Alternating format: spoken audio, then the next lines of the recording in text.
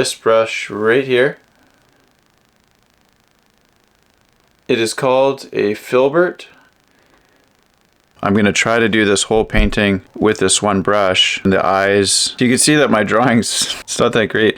You don't have to be a good drawer to paint. This is what's called illustration board. It is just like a thin cardboard paper, and it's great for acrylic painting. You know, it's firm enough that the painting doesn't warp. Let's get into this painting. We don't need a lot of different colors, so you could see here on my palette I've got titanium white, unbleached titanium white. This is raw umber, Payne's gray, ultramarine blue, and this is like a light blue. We're gonna do everything with this this brush. So